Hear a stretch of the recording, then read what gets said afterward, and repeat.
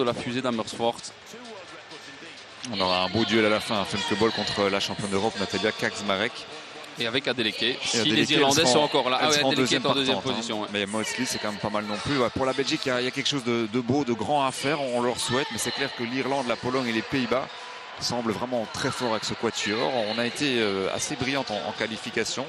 Et on va rajouter Elena Ponette qui s'est complètement rassurée dans cette demi-finale qu'elle a pu réintégrer au dernier moment. Donc on a une super équipe en pleine forme. On espère que Cynthia aura retrouvé ses sensations avec sa course de rentrée qu'elle avait eue en courant en aveugle en troisième relayeuse. Elle reste troisième relayeuse et non pas quatrième parce qu'elle n'est peut-être pas encore prête en pleine forme à affronter justement Femke Bol et Kaczmarek. Mais voilà, on aura une solide équipe pour essayer de se rapprocher du record d'Europe, faire ce qu'on peut, et les adversaires forcément on ne sait pas la contrôler, on se concentre sur sa propre course et il y a moyen de faire quelque chose de beau.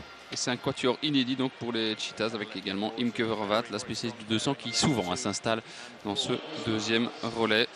Elena Ponette, elle a eu tous les rôles dans tous les relais, mais c'est la première fois aujourd'hui qu'elle découvre donc cette position de finisseuse. Elle n'a jamais déçu non plus la jeune Oostlandaise.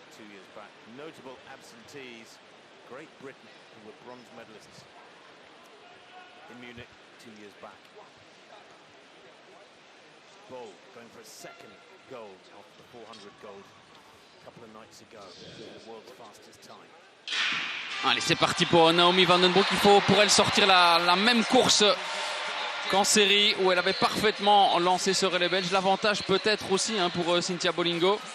On peut penser, avec une opposition un peu plus dense, qu'elle ne devra pas courir seule devant le peloton et qu'elle pourra plus se caler éventuellement dans une foulée qui la précéderait. Ça sera peut-être, et c'est toujours plus facile.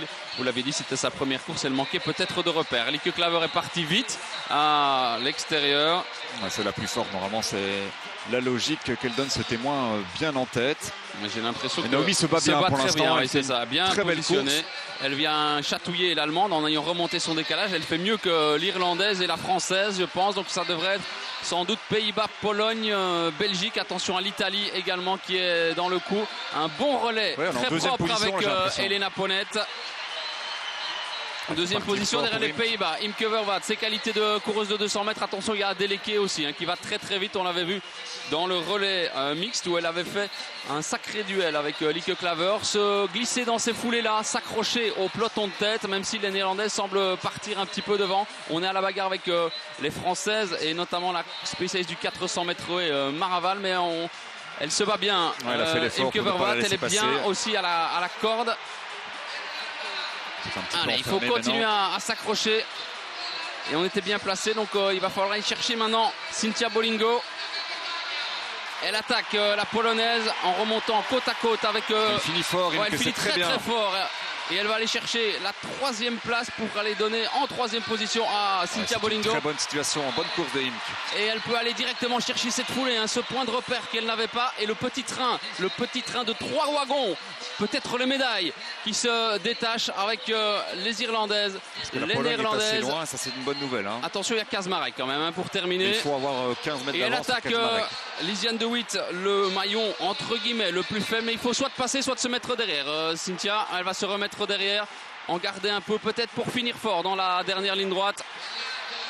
Mais rester avec ce trio de tête, ça revient peut-être un petit peu avec l'Italie, mais on est dans une position presque idéale pour aller chercher une médaille, en tout cas au contact des meilleurs. Allez Cynthia, il faut s'arracher dans cette dernière ligne droite pour aller chercher Elena Ponette.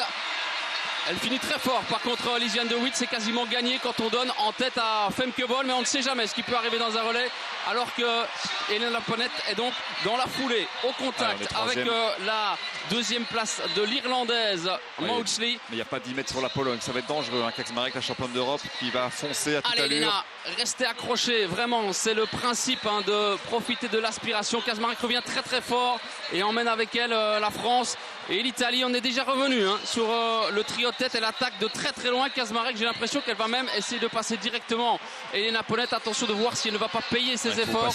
La spécialiste du 400 mètres polonaise, la championne d'Europe de la distance, elle a de l'expérience aussi. Et tout le monde se tasse un petit peu dans la dernière ligne droite. Regardez Elena Ponette. Elena, elle finit fort. Elle finit très très fort, Elena Ponette. Elles sont en train d'aller chercher enfin cette médaille. Excellent. Allez, Médaille de bronze, elle l'attend depuis si longtemps. Bravo, bravo vraiment. Et quel dernier relais d'Elena Ponnet. Elles se tombent dans les bras les unes des autres. Bravo aux Pays-Bas qui s'imposent en 3,22,39. Meilleure performance européenne de l'année, record d'Irlande en 3,22,71, mais sans doute un très très joli chrono, 3,22,95. Et finalement le chrono, il permet surtout d'aller chercher cette médaille qu'elles attendaient vraiment. Elles tournaient autour depuis de nombreuses années maintenant. Il a fallu attendre la 11e finale, mais elle est là enfin, cette médaille. Et Kaczmarek a pris tous les risques avant d'exploser en vol. Elle a de l'expérience, mais à ce niveau-là, un 400 mètres, entamé avec ce rythme-là, il n'y a rien à faire, ça fait très très mal aux jambes dans la dernière ligne droite et ça doit faire un peu mal à la tête. Mais on ne va pas trop s'en plaindre côté belge parce que la médaille, elle est là. Une médaille vraiment méritée, hein. C'est un projet qui est vraiment bien mis en place depuis 2019, des filles très soudées qui se battent au quotidien. Et là, on avait une équipe en forme, on avait un petit point d'interrogation sur Cynthia qui n'avait pas encore beaucoup couru cette saison. Et là, elle a retrouvé de bonnes sensations. Mais j'ai vraiment l'impression surtout qu'on peut vraiment mettre en évidence les filles qui sont un petit peu moins connues, comme Imke Vervaat, comme Naomi Van Den Broek, qui ont fait une course superbe. Elena, elle apprécie vraiment de pouvoir suivre. Quand elle suit, c'est comme ça qu'elle est la plus forte. On se souvient que dans le 4x4 mixte, elle était en tête et forcément, ça a été très compliqué de se faire remonter par tout le monde. Quand on est derrière, on suit, on se pose pas de questions. Et là, on peut faire vraiment la différence. Kaczmarek, elle, est partie vraiment beaucoup trop rapide. On peut avoir de l'expérience, on peut être champion d'Europe. Si on part sur un rythme de 200-300, forcément, on ne tient pas. Et regardez le sourire. C'était vraiment perfectible. Là, cette médaille, on l'a. Je pense qu'elle a fait quand même quelques cauchemars à se faire remonter comme ça par le 4x4 mix. Désormais, c'est complètement effacé avec cette superbe médaille pour la Belgique. Non, reparlons plus de cette finale du 4x400 mix. Et quand on vous disait qu'elle tournait autour, elles avaient fait 4e des championnats d'Europe 2018, 4e des championnats d'Europe 2022, 5e à Doha en 2019.